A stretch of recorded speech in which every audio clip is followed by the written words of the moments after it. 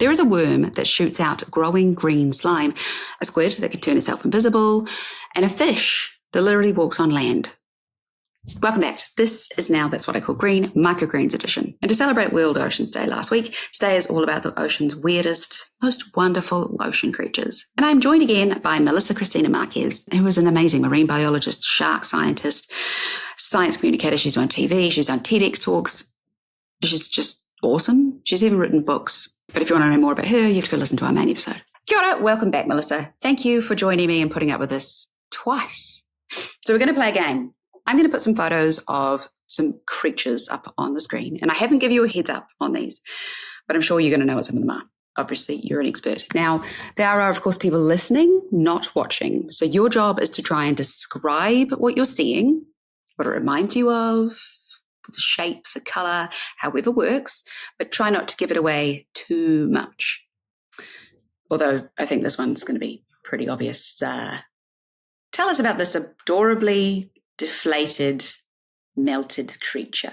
I was going to say, you've kind of just taken away part of it. It looks like cherry jelly that's been left in the sun for a bit too long. So it's melted over. It hasn't bubbled. There's a little bit of bubbling. It's just kind of been left there and you're just very depressed about it. That's what this deep sea creature looks like. That's a good description. I think people are probably going to get that this is a blobfish. I feel really bad describing it like that. Because normally, like how it looks like I don't know if you've seen them how they normally look. They're not horrible looking, but like this, it's just like, ooh. They just look like fish. Yeah. Well, I guess when you take it from 1,200 meters down, it's going to look a bit different, which is exactly the point. And I really feel sorry. It's the internet's favourite sad, melty sea goblin. It actually just won New Zealand Fish of the Year, though. Did it? Everybody mocks them, but we apparently appreciate them. Go Kiwi. Do you know what? I appreciate that. But they just look like a typical fish down there. They're kind of like hairy looking, and it's only when we haul them to the surface.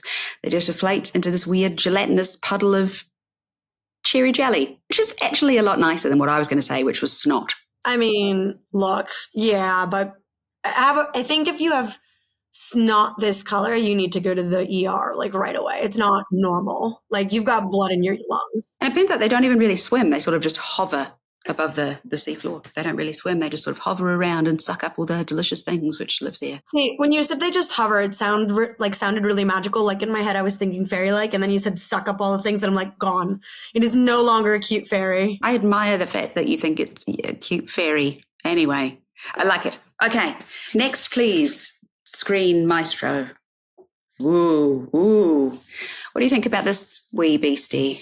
They scare the crap out of me, actually. It looks like, you know those gym socks that have been, like your favorite gym socks that have just been in the wash for too long, and either your dog's gotten like one end of them and just stretched them out for a bit and kind of makes them look a little funny? It looks like that. And if your dog's gone ahead and ripped a few little like holes at the bottom of it, so it has some tendrils kind of sticking at the end. That's what this one looks like. But some people find it delicious as part of a meal. So you do with that what you will. That's so good. Once people figure out what this is, they're never going to look at this animal ever again the same. Like when they get it on a plate, they're going to be like, socks. Yeah. As you were telling that story, it reminded me of that time my dog was pulling me around our wooden kitchen floor by my sock. Oh, yeah. And I thought it was hilarious until he ate the sock, swallowed it whole. And 3 days later, he threw it back up, and the smell. Ugh. The smell. Anyway, that is definitely an interesting way to describe the Humboldt squid. I had no idea how you were going to describe this. Did it live up to your, hopes? So much better. Yeah, no, you did great. They're called the red devil squid, which is not ominous at all. And they live in super deep, terrifying waters. But they are scary. Have you ever dived anywhere you'd expect to find them? I mean, I've gone diving where there are squid, and we've seen squid attack the subs on the Ocean Explorer show that I was on. And that was really cool. But it was definitely one of those things where you just sit there and you're like, I don't want to be at the end of that beak. And especially for some of these squid species, their tentacles, the little suction cups, are serrated. And I'm like, what? What a horrible way to go. Like, it just sounds painful. And there are stories of divers that have been attacked by Humboldt squid. Yeah. Well, attacked is an unnecessarily aggressive word, but certainly they've been explored by, have had their masks taken off and they hunt in packs and they flash a bright red at one another to be like, hey, there's prey over here. Come and pull his face off. Yeah, so awesome. Love that for us. They're pretty cool, but their beak can be about 2.5 centimeters, which doesn't sound that big, but it's definitely big enough to hurt and to take off chunks of flesh. It doesn't sound great. Like, there are nicer ways of going down. Yeah, I don't want to be pulled down by a pack of sea wolves. Although I do actually really think it's quite cool that they do work as a team. It is one of those things you don't really, you don't think of that sort of cooperation for this kind of species. No. A lot of people realize that squids and octopus are quite smart, but I don't think they realize just how smart they can be. No, a lot of people think octopuses are very clever, open jars, squeeze their way through things. But I don't know if people have that same thought about squid, but they are clever. Scary. What is next up? This is one of the scariest things I think I've ever seen in my life. I remember seeing this photo the first time and it reminded me immediately of War of the Worlds. It looks like an evil puppet master, like with the little marionette like strings. Spot on. Yes, exactly. And I think that's a perfect way to describe it. But also, what's really funny? So they're trending right now, and I don't know why I hate them. But the face of like this specific photo looks like those labubus. I don't know if you've seen those. Oh, don't understand what I haven't gone and had a look at what they are. I don't understand it. They're just ugly little things, but all I could see in that face was I was like, oh, that kind of looks like a really angry labubu. And I hate A, that I know what they are, but B, that also reminded me of this. But yeah, think of a labubu on being like the master evil puppeteer of something scary at the way bottom, and that's kind of what this looks like. Okay. I'm going to have to go and Google what a labubu looks like. It's a great word. I'm a big fan of the word. That's the problem. I like the word. It's fun to say. Labubu. Horrible looking little thing. They're like this generation's Furbies. Oh, Furbies. I loved my Furby, but also I was terrified of it. And I felt really bad because it would stare at me overnight. Did it ever talk to you at night? Yes. That's why I'd try and make her go to sleep. And then I'd feel bad for making her go to sleep. And oh, no, it did give me some kind of weird trauma because I always imbue things with human feelings. Like I feel bad for my car if it's cold or if, when I used to have a car that had an engine, when it used to rev, you feel bad for things. I felt bad for my Furby. I can't remember if it had a name. That's weirdly off topic. But this horrifyingly creepy, just Jesus Christ, I never want to see one. But thankfully I won't because they live 6,000 meters deep and I don't know any billionaires who have a death wish. It's the Magnapinna squid or the big fin squid. And you have probably seen pictures of it because what we're looking at, it's this green dangly thing. It has tentacles and arms actually coming off like 90-degree angle collarbone, for lack of a better term. You're going to know the terms. I don't know. It's horrific. I mean, look, it's like shoulders kind of area. Like, it's weird. It's a weird thing. It makes you think what's going on with evolution down in the deep sea. But also to me kind of like stresses the fact that if you've got such weird animals like this living down there, what else is there that we haven't discovered yet that we're ruining with deep sea mining? Yes. How about we just leave that alone until we understand? It was only last year we discovered that there were nodules making oxygen. Yeah, this thing looks like, I don't know if you've seen the movie Underwater, which isn't the worst underwater movie that exists because there are some truly horrific ones. It's actually not bad. I kind of enjoyed it. They look a little bit like the alien. I think are they aliens or are they just deep sea creatures we haven't yet found? I don't know. Good question. It looks a little bit like that. All its limbs are like over 6 meters long. They start at right angles, and we've only ever seen them in video footage from submarines, thankfully. And that's where they shall stay. We have no idea where they eat, what they eat, where they exist, how they reproduce. Are they secretly sinking ships? I, for one, praise these new overlords if they are sinking their ships. To be honest, they're probably better than a lot of the leadership we currently have. So all hail the squid. Yeah, agreed. And perhaps they could team up with Orca. Yeah, just get the whole entire water column. Yeah, done. Sorted. I think Orca are probably cleverer than most people in power too. Okay, we have a very famous, and I think he's kind of cute. to you? Is when the jaw isn't extended. When the jaw is extended, it kind of reminds me a bit of my teenage years when I needed 2 rounds of braces to like fix my teeth area. Thankfully, I never had this big of like an overbite or this big of a nose. It looks like a sword, a chainsaw, and a deep sea rubbery fish had a baby. And this is what we've got. I actually think they are cute. You're right. When the jaws aren't extended. I mean, the photo on the right is infinitely cuter, right? Yeah, I wouldn't say majestic, but like way better looking than the ones on the left where it's a little derpy looking. It's just like, doy. I wonder if that's where they got the inspiration from Alien. We are, of course, talking about the goblin shark, which looks like it was sort of halfway to transforming into some kind of wolf and got stuck. Oh yeah, werewolf type. Maybe those photos on the left were taken at a full moon. We don't know. I was going to ask, does anyone know the timing of those photos? If you are watching this, you'll understand. But if you are listening, imagine the alien jaw coming through. If you've seen Alien, and if you haven't seen Alien, I don't even understand what you're doing with your life. Oh, dear God, have you seen Alien? Yes. Oh, thank God. That was about to ruin this whole conversation. That's no. okay. Oh, my God. Like, here's the thing. I feel like even if people haven't seen Alien, they've seen the scene. Like, it is a very iconic scene of just jaws and blood and screaming. Like, it's a very iconic scene. They haven't changed in about 125 million years, apparently. Why change perfection? Why change perfection? The next one is kind of cute, like legitimately cute. So how would you describe the next slide? Look at his derpy face. Oh, my God. I know exactly what it is, too. And I know it's not derpy. It is very smart. It is a very cunning predator. But oh, my God, look at it.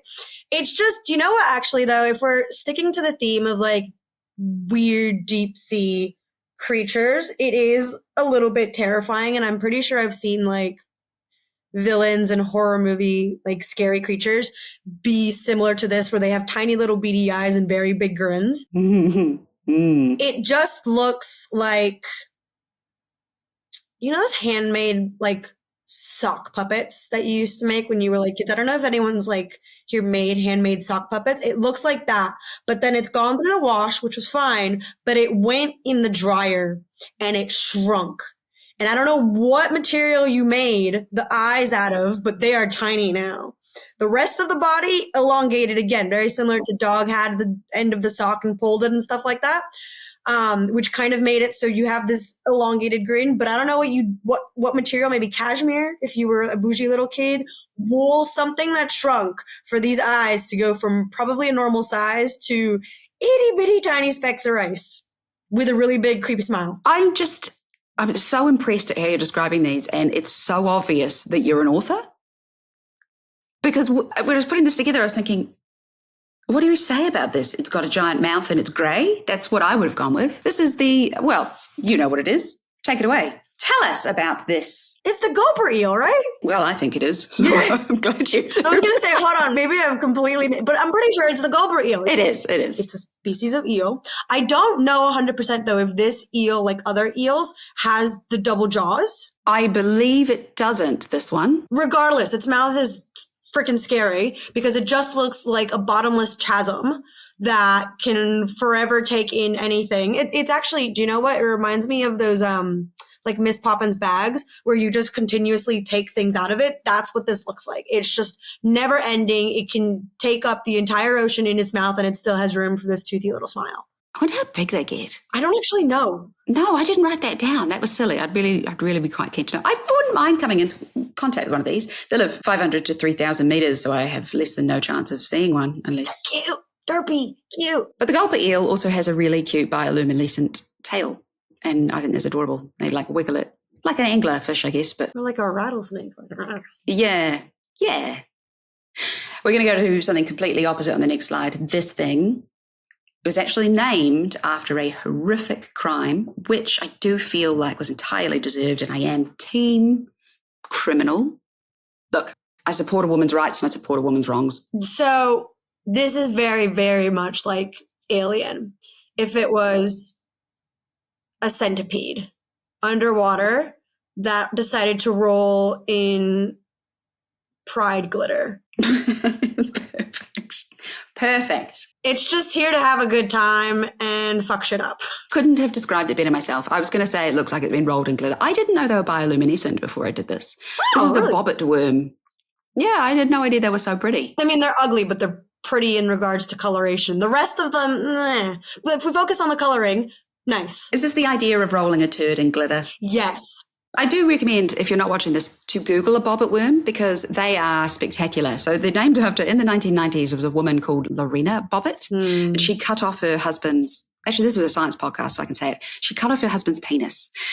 He deserved it, I believe, after years and years of abuse. And the scientists who discovered the worm thought it reminded them of that crime, and hence the bobbit worm was born. So yeah, it buries itself mostly in the sand at the bottom of the ocean. In warm tropical waters, by the way, it could be super shallow, so you could come into contact with them. I feel like scientists name animals sometimes after just the weirdest things. Like, there was multiple people who said, yes, this is a good name for this animal. Yeah, I'm not sure they run it by any, I don't know, logic or ethics. But then if you look at some fish, it's like you've got tigerfish, lionfish, catfish, dogfish. They've just got land animals and put fish at the end. Or you look at birds and they've just insulted them 90% of the time or called them some kind of tit. I'm not sure that scientists are particularly exciting. Do you know what disappointed me the most, right? Calling COVID. What a boring name. What did you want it to be named after? Literally anything else would have been cooler. We got, I don't know, I fundamentally taken against the word COVID because it's just so boring. It was, a historical pandemic. Let's hope it's the only one we have to live through. I suspect it won't be. But they named it COVID. I don't know. It would have been cooler to be named literally anything else. Anyway, but yeah, this thing will explode out of the sand that its prey swims past, snaffles them in its gigantic mouth, drags them back under, probably still alive. And they can grow up to 3 meters long. 3 meters. So if you have seen Tremors, where the worm comes out of the sand and eats people, Tremors is genuinely terrible. But if you feel the urge to watch a B movie, this is it. Except glittery. So there you go. I'm kind of on the fence about the next one.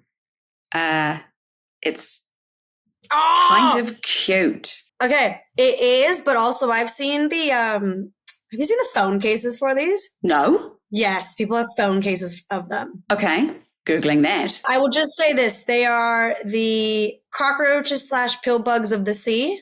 They are the armadillos of the sea, the pangolins of the sea. They are beautiful and they are ugly, but they are cute. And I have no problem with them. Do you know what? I'm actually terrified of cockroaches, hate them.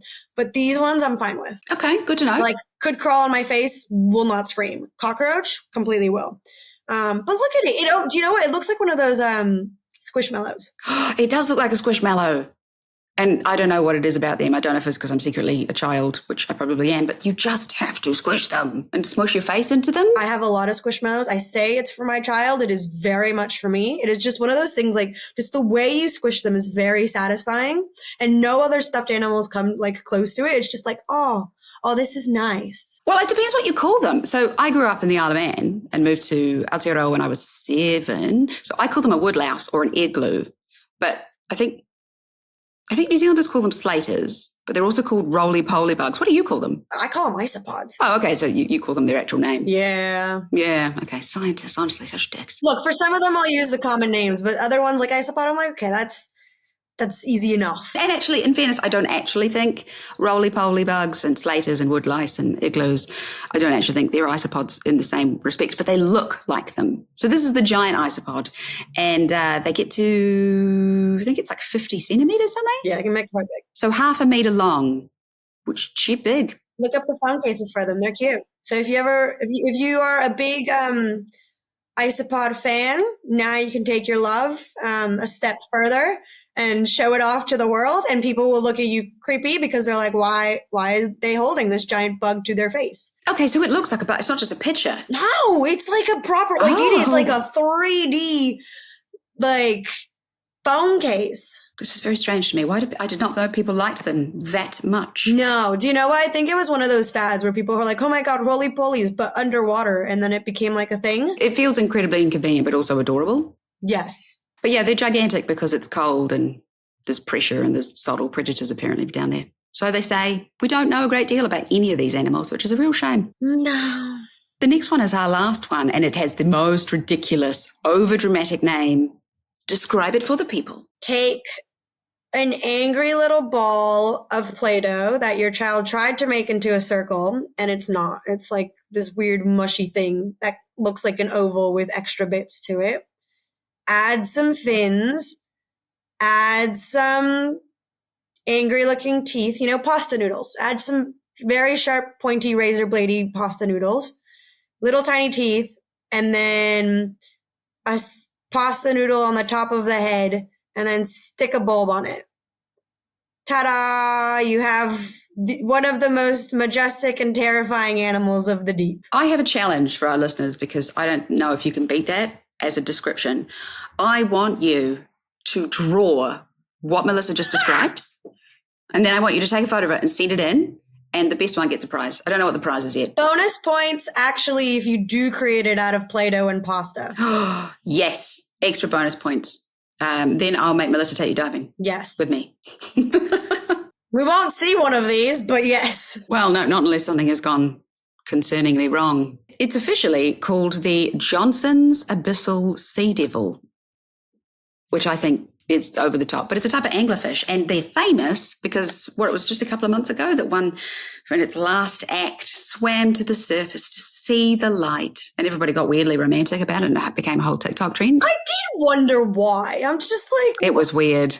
Like, we're very much anthropomorphizing a fish because it wants to see the sun and go, to the light and whatnot. And I mean, we don't know, why it went up to the surface. Obviously it went up to the surface to die. But, everyone being like, oh, I just wanted to see the actual sunlight. It's like, you don't know that. I don't know who started that storyline and then how it just blossomed. But it was very cute seeing people love an animal that normally doesn't get love. No, that's true, because everybody sees anglerfish as these terrifying things out of Finding Nemo or whatever other pop culture things they've been in. But I've always thought they're really cool because they have that bioluminescent lure that they dangle to attract things. Again, you'll know what I mean if you've seen Finding Nemo. And it's like a light bulb in the dark and things swim towards it and then they swim into its cavernous mouth. But the other thing I love about them, the males are yeah, I was going to say feminism. Tiny. Yeah, they're the perfect matriarchal thing. Well, they're not really a matriarchal society at all, but... Who run the world? Girls. Totally. Well, fungi, I said in the last episode, technically. But in the anglerfish world, it's the girls. They're big, chunky mamas, and the little males are like, please, let me love you. And they literally attach themselves to the body of the female to just provide them sperm. And they just become like a little ball of testicles. Yeah. A ball of balls. Lovely. Yeah. So this is the Johnson's Abyssal Sea Devil. I feel so sorry for him.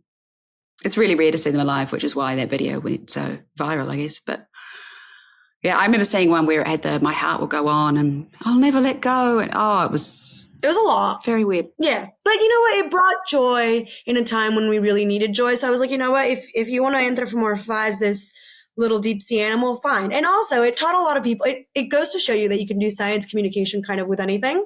And especially with such a viral kind of moment, the fact that a lot of people were learning a little bit about an animal and an ecosystem that many people don't hear about on a day-to-day basis was really cool. So I'll take advantage of this poor little animal's death to carry on its legacy. I like that way of looking at it. Very optimistic. Yes, it made a lot of people sob on camera, which again, learning is key. Exactly. So there you go. A few of the weirdest, creepiest, and largely unfairly maligned things that I could find. Strangest animals. Yeah. And that's what I wanted to talk about today and drag you back on the pod for. That's it. It's been really interesting. Thank you. My pleasure. So there you go. A few of the weirdest, creepiest, most unfairly maligned sea creatures that we could find. There's a lot more. Massive thanks to Melissa for joining me again and putting up with this nonsense. If you haven't heard the main episode yet and learn more about Melissa, I highly recommend you do. She's fascinating, and the way she talks about sharks makes you want to love them as much as she does. It's more educational and less weird, I guess. And if you've got a favourite sea creature that we missed, there's more than enough weird things down there to do another episode. That's it for this episode of Microgreens. I will see you back next week where we're going to be talking all the fun ways that you can talk to the climate change deniers in your life and the things they throw at you as if they're fact, if you really feel like banging your head on the wall. Kaki day.